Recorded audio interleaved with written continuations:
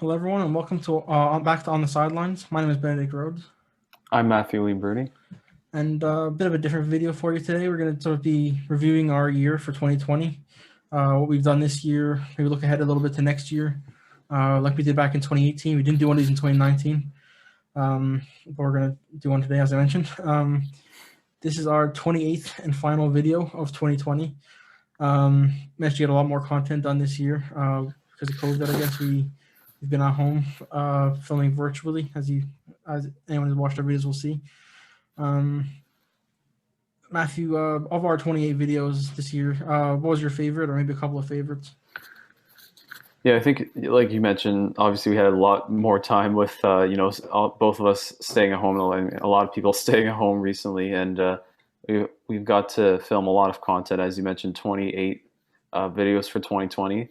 I'm gonna actually go with the our starting from scratch episode with Nick, where we all created our own MLB expansion team, and I think that was a great video, especially with not really a lot of sports happening. I think it was like in June or something, or May, if I'm not wrong, that we filmed it.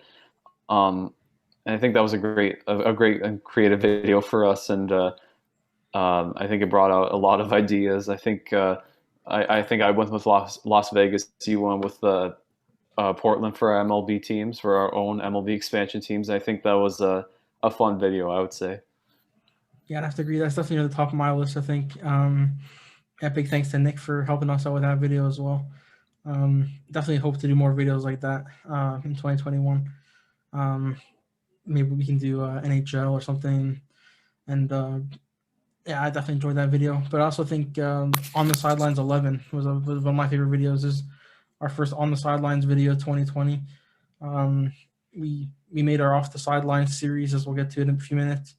But the first On the Sidelines video was great. I think just getting back to sports, being able to change it from off to on again was pretty satisfying when I was uploading that one.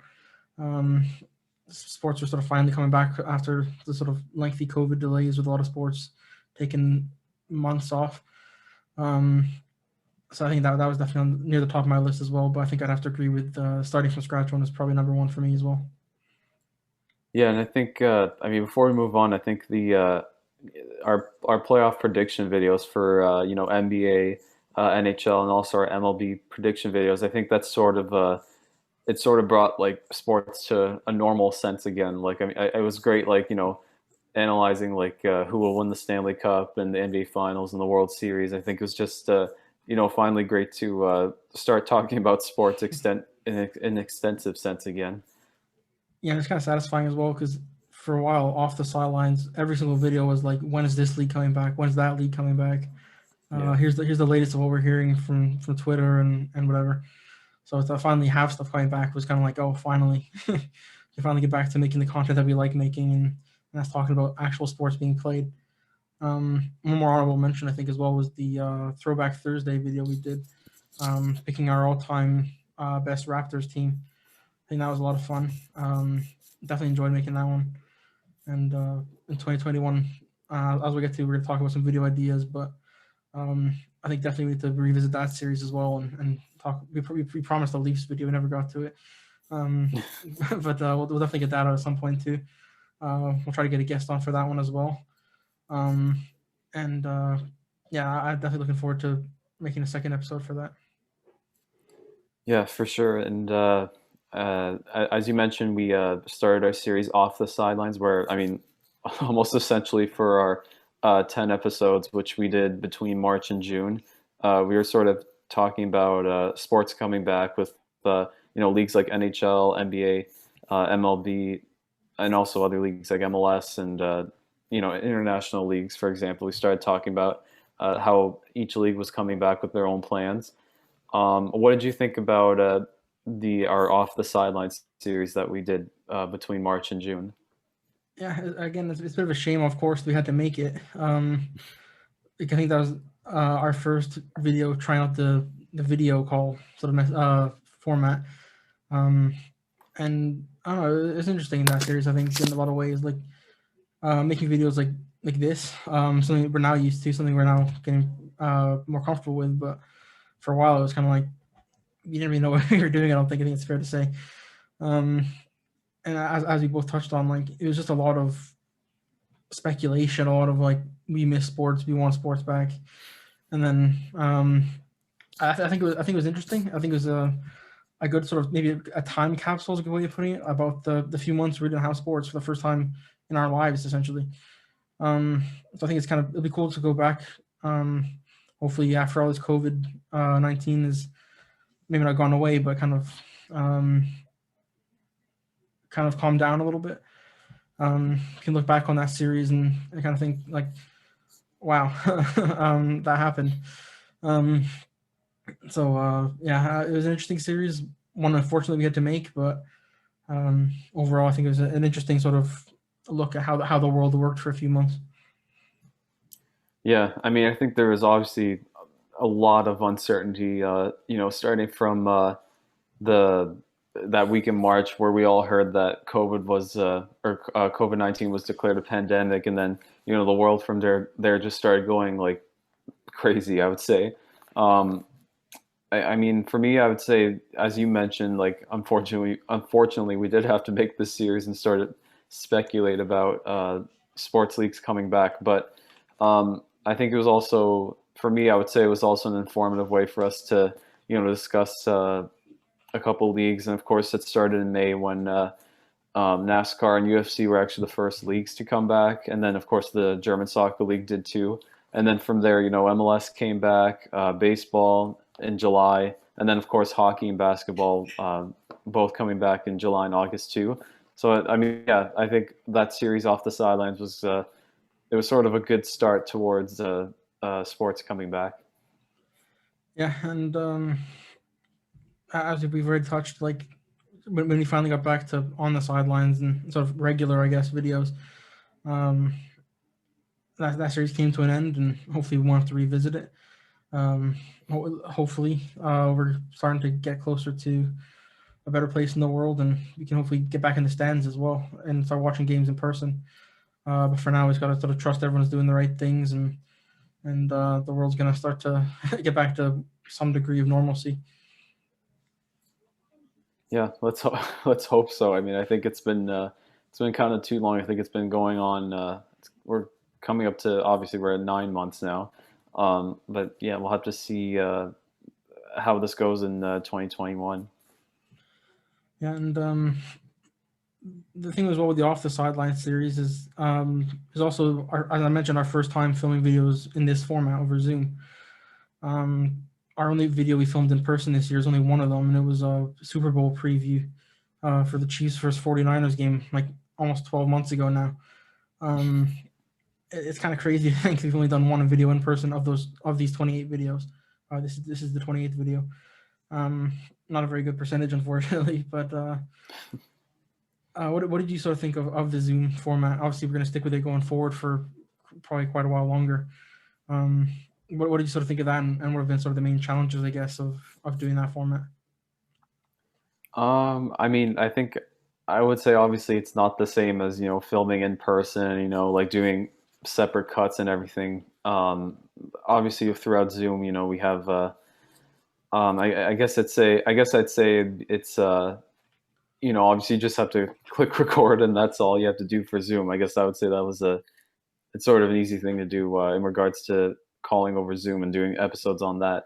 But I guess I would say obviously like not being together and filming and giving more extent on sports when obviously the world is is in a crazy time and continues to be right now. But yeah, I would just say like not being able to film together and like just have that sort of situation. Well, I mean, obviously for a lot of people, I think it's totally different to film over Zoom than in person. But I would say that.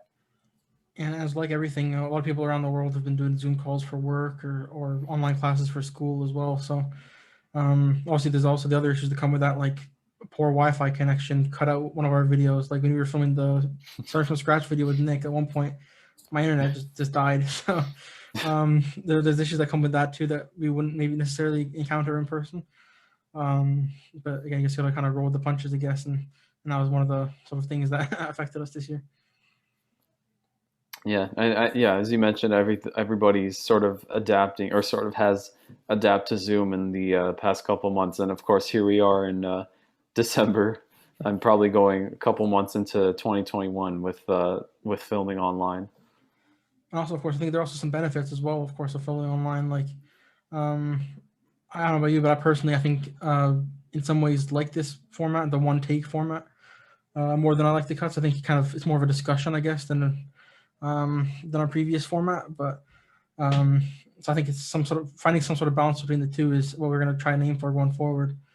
And also, like since we're both online doing our semesters online for school, um, is also allowed us to make more videos. Um, our schedules sort of line up a bit better now. We're not worried about needing it to set aside like 8 hours every day for commuting, going to class itself. Like you can only really film maybe the odd evening or weekend. So now we can sort of film whenever our schedules line up, which I think is sort of beneficial in a way for us. Um, moving forward as well. Like next semester, I think we're both going to be online. So I think that works out in our favor as well. Yeah, for sure. And as you mentioned, our schedules are both, we're both sort of open now with online school, and yeah, I think it gives us obviously as 2020's seen it, it's give us more of a chance to film more videos as we've done in 2020. And can't make this video all about, but just us on our channel, of course. And there was a lot that did happen in the sports world this year. What would you say, or maybe pick one for now? I guess the biggest sports moment of 2020. Well, I mean, I think the biggest sports moment I would say was March 11th with the NBA suspending the season. I think that sort of caused a lot of uncertainty, as I mentioned. Like, I think from there, everything just went crazy, with NHL, MLB, a lot of other leagues like going, like not canceling seasons, but like postponing seasons. Um, but yeah, I think that day just showed how, where we are right now, of course, with the NBA, what they did playing in the bubble, NHL, playing in a bubble, and that day I think just defines the sports of 2020, where it went from Utah Jazz and Oklahoma City game being postponed to them suspending the season like basically like a couple hours after.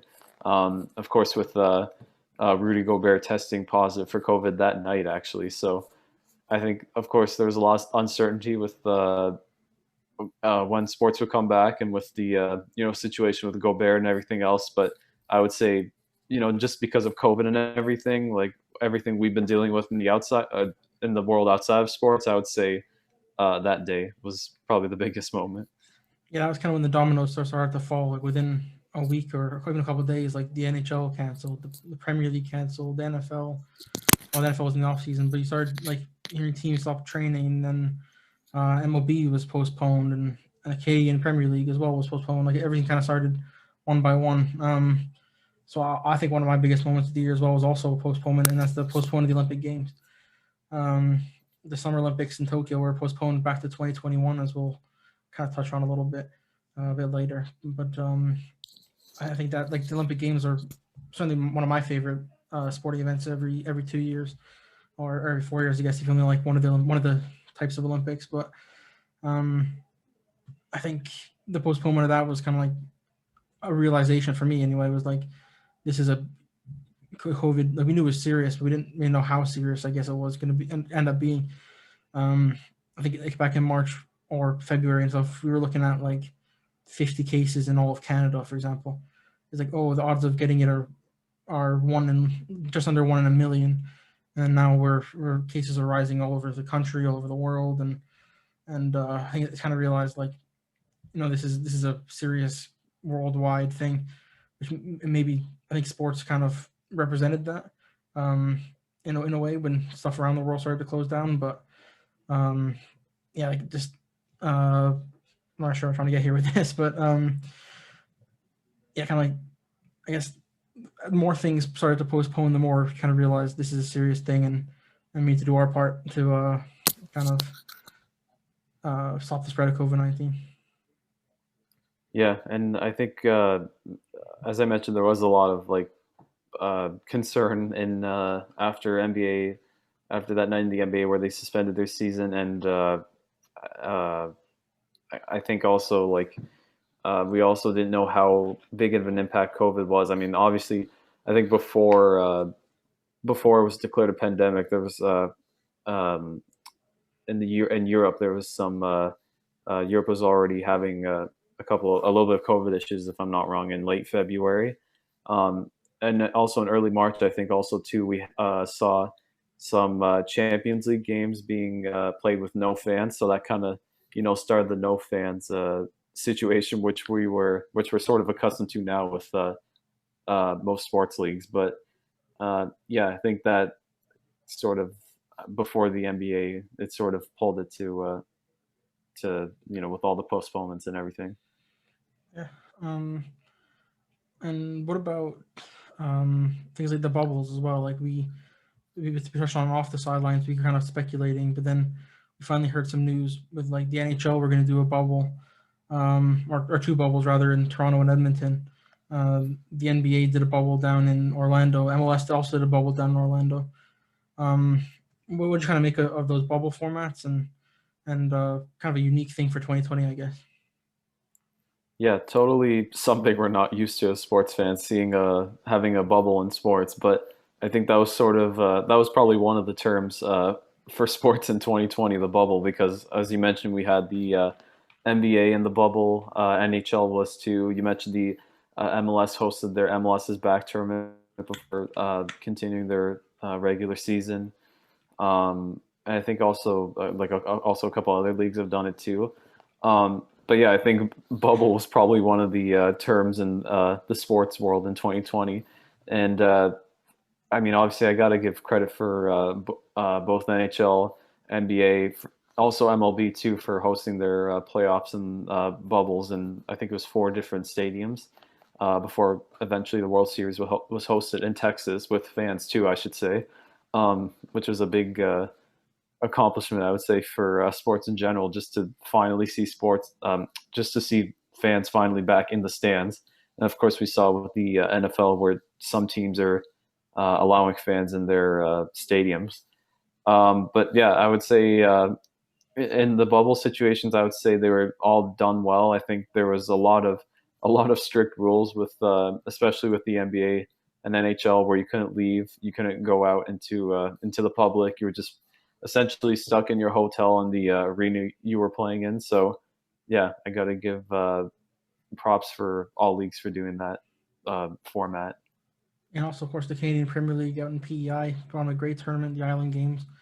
Um, so all credit goes out to all the commissioners, all the staff at the hotels, all the players. Um, Toronto FC as well, of course, playing down in Hartford, and Montreal and Vancouver also playing in the States. So a lot of credit goes out to the sports people making the sacrifices to continue to entertain us, essentially, and also, of course, the healthcare workers and people on the front lines across North America and the whole world, I guess. Um, sort of doing an amazing job to allow us to watch sports. Like, I think we take them for granted maybe sometimes, and um, I think I can say for both of us, we're very grateful and definitely appreciate everything that people are doing on the front lines, and also the athletes and everyone for doing their part as well.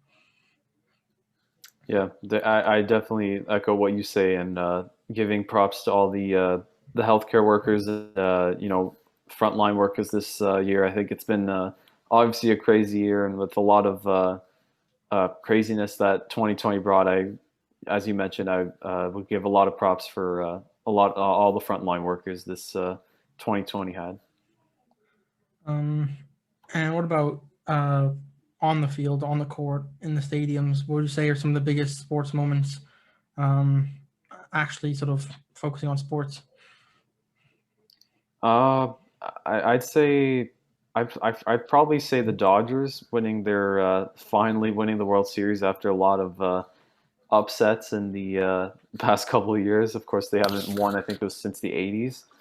And I think it brought. I think that was sort of a big moment, obviously for LA. They They already did win the NBA Finals a couple of weeks before, and gave Dodgers gave LA a second title in 2020. So I think that was a big moment for the Dodgers. But yeah, I would say that was probably one of the bigger ones. I'm gonna go for a couple of soccer moments. I think like one of them was Liverpool winning their first Premier League title, and for first title in over 30 years, like before the Premier League was even a thing. So it's unfortunate that I guess all their fans couldn't be there to experience it. Um, but I think them winning the title was definitely an interesting sort of narrative this year, and um, definitely well deserved champions as well. And also, but Canadian soccer, Alfonso Davies having summer of a lifetime. I think like Bayern Munich won everything they could win. Like they won the Bundesliga, the German Cup, and also the Champions League. So for a kid from Edmonton, a teenager, he's 20 now, but for a teenager um, to do all that, I think for one of the world's biggest teams, I think is incredible. And he was worthy of sharing the Lou Marshall Award. Yeah, that was definitely a huge moment for Canadian soccer, and yeah, of course, as we're going to talk about the Olympics soon, and we'll sort of touch on that. But was there any other sports moments? I guess would you say from 2020 or 2020? I would say on the field or on the court or something. Well, I think I want to talk a little bit about sort of the experience of following new leagues. Like, but as new leagues started to come back around the world, um, we kind of got a chance to watch stuff we maybe wouldn't have paid much attention to before, like the KBO, the Korean baseball, and K League as well in soccer. It's kind of cool to start following them. I'm going to start watching. I'm going to keep watching K League from now on as well. Like I've really sort of enjoyed watching that league, but also things like the Belarusian Premier League. I be honest, I didn't even consider watching a Belarusian Premier League game before this year.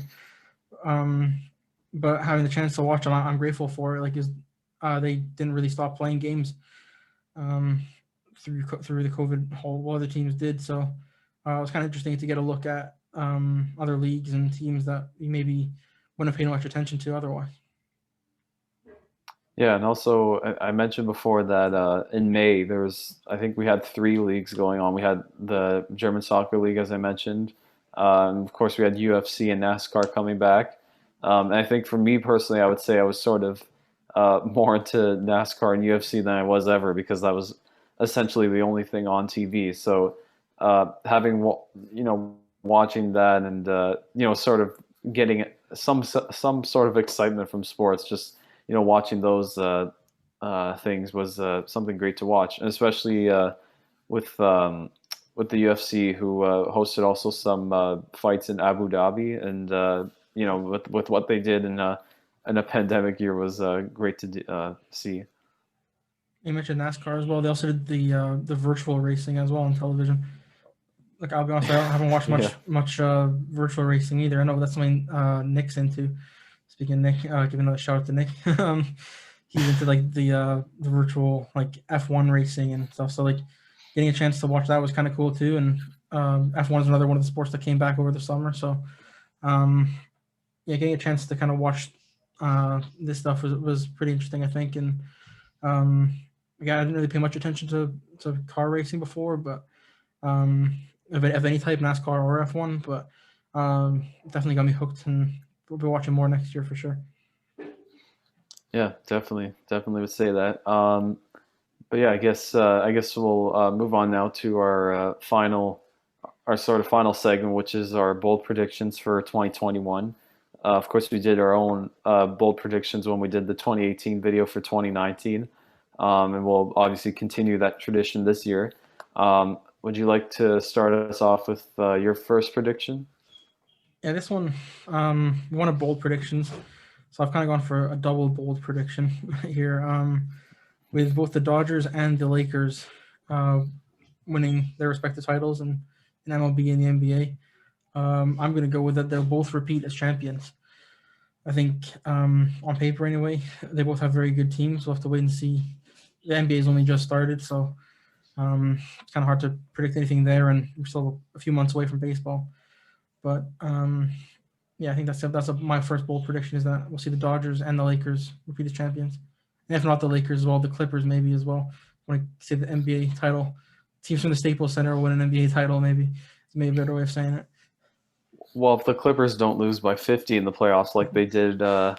a couple nights ago against the Dallas Mavericks, then yeah, we'll have to see if they can. But Low um, blow. I definitely sorry. That's a low blow. Yeah, yeah, but I would definitely say I'd definitely say the Lakers have a great shot of repeating. I think it's tougher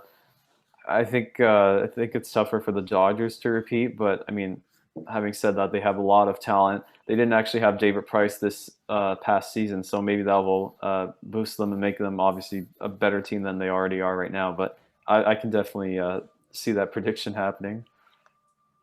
And what's your first one? I'm going with Canada's men's basketball team will finally make the Olympics. It's been, I think, way too long for men's basketball to actually make the Olympics, and I think now with Nick Nurse coaching the team for the qualifiers, and of course we also have a couple of Canadian talents in basketball, but I think they'll finally make the Olympics and finally. Of course, the women's basketball team makes the Olympics essentially almost every summer games, at least from what I can remember the past couple of years. But yeah, I think as I mentioned, Canada's basketball team will finally make the Olympics. Yeah, I guess the problem with the Canadian basketball team is a lot of the top stars don't play for Canada. Like Andrew Wiggins, for example, I don't even know if he's ever played for Canada. Um, but with a lot of players now starting to emerge as legitimate, very good NBA players, like your Jamal Murray's and uh, and a lot of others, of course, as well. It'll be interesting to see if that one comes true. I definitely don't think it's out of the question. Yeah. What would be your second prediction? I'll also go with the Canadian and Olympic sort of team prediction. I'm going to go with that the Canadian women's national soccer team will win a medal at the Olympics for a third Olympics in a row. I think this is a big chance for the Canadian women's national team to sort of take the next step and establish themselves as one of the best teams in the world. They didn't do as well as they would have liked at the 2019 Women's World Cup, but they did medal in the 2012 London Olympics and 2016 in Rio. And with Christine Sinclair likely ending nearing the end of her career, I imagine they'll want to sort of send her out with a bang. And there's no way better way to do that than an Olympic medal. If 2021 is indeed her last year, she hasn't said that it will be, but it's definitely, I think, heading in that direction. Um, and they won bronze in the last two Olympics, so maybe they'll even one up themselves. Maybe they'll go for a silver, gold. And although there are some very very good teams in women's soccer at the moment, but I think it's an exciting time for the Canadian men's and women's soccer teams. Um, and with their new head coach Bev Priestman, I think they might one up themselves and or at least continue the trend of winning an Olympic medal. Yeah, I think if this would essentially be Sinclair's final Olympics or final year, I think that would be a great way for Canada, the Canadian women's team to bring home a medal, give another memory for Sinclair, and yeah, I think that definitely has a chance to happen. But yeah, I would agree with that. Yeah, I don't think it'll be her last year necessarily, but she's 37 now. She'll be 38 by the time those Olympics are done. So asking her to do another 3 years, I don't know if that's going to happen. So I think this is kind of the chance to. This might be sort of her final Olympics. So now's the time to really capitalize on what could be the final years of her career. What's your second prediction? Well, I'm going with this one just because of the format for the NHL season, but I'm going to say a Canadian team will actually win the Stanley Cup this season. I think we mentioned in the last episode that with the NHL's plan to come back that one team from each the four divisions is going to make the at least the final four, and that sort of went into my pick for a Canadian team winning the cup because I mean we're already going to have a Canadian team in the final four if it's actually a good Canadian team, but we'll have to see what happens when the season starts. But I think even like with the success of the Canucks run last season, of course they almost uh, beat Vegas uh, in the second round last year. I think if something like that can happen with a Canadian team, have like some crazy spark to make it far in the playoffs, I think that could happen. Yeah, I'm gonna say this now. That's probably the spiciest take of these 6 bold predictions we're making. But like you said, like the road to getting to the Stanley Cup final might be the best chance for a Canadian team to make the Stanley Cup final at least. So I don't know. It's interesting, an interesting take. I don't think it's totally out of the question, but we'll have to wait and see, I guess. Yeah, I'm just saying because as I mentioned, the format's easier, and yeah, we'll have to see what happens. And hockey is coming back in 2 weeks, which is exciting to look forward to. Yeah, only time will tell, I guess. Yeah. For my third prediction, I'm going to go with the Toronto Blue Jays will win a playoff series for the first time since 2016. I think they made the playoffs for the first time in a while in 2020, for the first time since 2016. I think they can do one better. I have to see how the format looks and what the other teams in MLB look like, of course, and what the season looks like. I don't know if it'll be a shortened season, but I think the Jays have a very good young team, and they didn't have the best playoff series against the Rays in 2020, but I don't think winning a playoff series is out of the question for this team, especially if they sign some free agents like we were expecting and kind of hoping over the next couple of weeks and months. So if this team already looks good, and if they add to that, um, with all the players, they're linked to every single free agent at the moment. It seems like so. If they sign a couple of them and upgrade their team, I think a playoff win isn't out of the question. I don't think. Yeah, I think it all depends on what they do this offseason. Of course, we hear all the speculation about the Jays signing this, potentially going for this player and that player. Like, they're always interested in somebody, but I think they actually have to go for a couple of free agents to actually, make themselves a true contender. But I mean, with the success of the this past season, albeit it was a 60-game season, and uh, they did face the Tampa Bay Rays in the first round in that first wild card round, which was not fun to watch as a Jays fan, especially Game 2 where they lost in a huge blowout. But I think if they continue the success they had this past season and signed a couple of free agents, I could see the situation. And what about your third Uh, prediction? I'm going to the NFL and sort of kind of as a recency bias, I guess I would say, but I'm going to say the Packers win the Super Bowl in Tampa Bay in February. I think as of recent weeks, uh, Aaron Rodgers has sort of solidified his MVP caliber season. Of course, with Mahomes not playing the best football in recent weeks. But yeah, I would say I think Rodgers finally, this is his best chance to win the Super Bowl. And if he can, win his second, I think it would be a great accomplishment for him.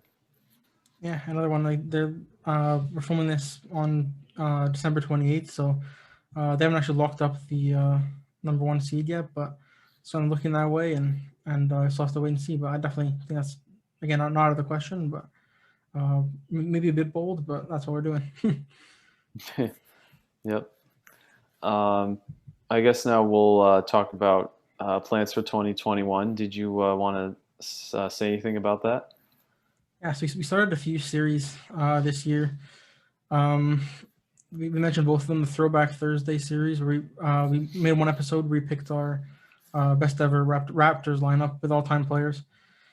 Um, we promised a Leafs video. We'll definitely get that one done at some point. We'll maybe try to do some Toronto FC and some other teams in the area, and also not just Toronto biased, of course, but I definitely think we should explore that series again. And then starting from scratch series, you mentioned we did the episode with Nick. It's another shout out for Nick. Um, We also that was an MLB video. We could also do NHL or NFL or something. So definitely expect um, some kind of video with that as well in 2021. Yeah, and also I would say I don't know if you mentioned it, but the Olympic our Olympic series, if if everything goes smoothly until July, hopefully we'll get a great Olympics and everything, as I mentioned, runs well. But of course, we'll be probably perhaps getting into some extent coverage on that with of course a lot of stuff going on, of course, during the Olympic time, and we'll recap that once July comes, and then also, as you mentioned, the starting from scratch episode we'll get into with perhaps NHL, NBA, etc. And then yeah, and then I guess I'd say of course more episodes of On the Sidelines and giving updates hopefully almost every week on sports from the past week. And also, mentioned the Olympics. I think definitely if the Olympics go to plan, and hopefully the Paralympics as well, we'll definitely get some coverage in for that. We're hoping to see Canada do well, of course, and so definitely expect some Olympic coverage if everything goes like we hope it will. Yeah, definitely for sure. Did you have anything else to say? Well, we also promised or kind of touched on a video about the Vancouver 2010 Olympics. As we're now 2020, of course, coming to an end, we didn't quite get it done in time for the 10-year anniversary of the Olympics, but definitely in the early first week or two of 2021, definitely expect that Vancouver 2010 video, and we'll kind of look back at the Olympics and Paralympics over in Vancouver. So definitely keep an eye for that one too. Yeah, for sure. And of course, we're gonna, as you mentioned, we're gonna have a lot of try and get a lot of content out there in 2021, and we'll see how everything, how all the sports leagues and sports around the world essentially goes. But yeah, look out for a lot of things to come for 2021. And hopefully by the end of the year, hopefully a year from now, we can film a 2021 review in person and Yeah, get away from the Zoom calls and hopefully yeah. do a video or two um, in person. We'll have to again wait and see if health guidelines and recommendations allow us to do so. Yeah, it's definitely a huge goal for us to film in person next year because it's been almost a year now since we've been able to do that. But yeah, we'll see how that goes. Or our last video in person, as you mentioned, was a Super Bowl preview for the Chiefs and 49ers, and that was on the 28th of January. So we're Yeah, definitely going to go over a year between in-person videos, but again, as you talked about, all video, like that's just the way the world is now, and hopefully a year from now you won't be able to sort of cut that short. yeah, for sure. Um, I guess any conclusions before we wrap up? Oh, yeah, one more thing I wanted to kind of touch on briefly was like we've had a lot of good sports content, um, like on Netflix and stuff. We had a lot of good stuff coming out in 2020. Like we had The Last Dance come out earlier this year. We had Rising Phoenix, was an amazing Paralympic documentary on Netflix. And there's a ton of other great stuff out there. So there's another one called Abandoned Raceways, I believe. It's on History Channel and NBC, where Dale Earnhardt Jr. goes around to different abandoned NASCAR tracks and stock car racing tracks. And I've really been enjoying those series and documentaries. So hoping in 2021 we'll get a lot more good stuff too. Yeah, I'm pretty sure there's if I'm not wrong, there's a documentary on Tiger Woods coming out in 2021. So I mean that would be something to look forward to. I'm not aware of any other ones at the moment, but yeah, we'll have to see what comes out in 2021. Yeah, and we've also talked in the past about maybe starting a video series where we sort of review some of these Netflix shows and some of these movies. So we'll definitely, I think, probably plan to do at least a couple of videos on that going into 2021 as well. Yeah, for sure. Well, as I mentioned, we'll see what what comes out in 2021. But yeah, Yeah, we'll see where the wind takes us. Anything else you want to sort of mention before we wrap this 2020 review up? I think I'm good with everything. All I can say is that hope for a better 2021 than 2020. But yeah, that's all I gotta say. Yeah, I'll have to agree with that. And I guess that sort of brings 2020 to a close for us. Thanks for watching this year. This is our 28th video. We'll probably put up a similar number next year, I guess, if all goes to plan. And we'll definitely try to do a lot of good stuff for you guys. And also, again, a massive shout out to everyone, not just in sports, but the healthcare workers and everyone doing their best to make the world a better place at the moment. Of course, there's also athletes doubling as healthcare workers while playing sports or taking a break from their careers to be healthcare workers. So a huge shout out to everyone in the world trying to make the world a better and safer place. Yeah, definitely big shout out to healthcare workers and everybody just trying to get us through what I would say a crazy season or a crazy year, I would say. But I guess if you have nothing else to add, I guess that wraps up 2020 for us. Again, thank you guys for watching our episodes this year, and of course our 2020 review as well. My name's Matthew Liam Bruni. My name is Benedict Rhodes. And thank you guys for watching. We'll see you next year.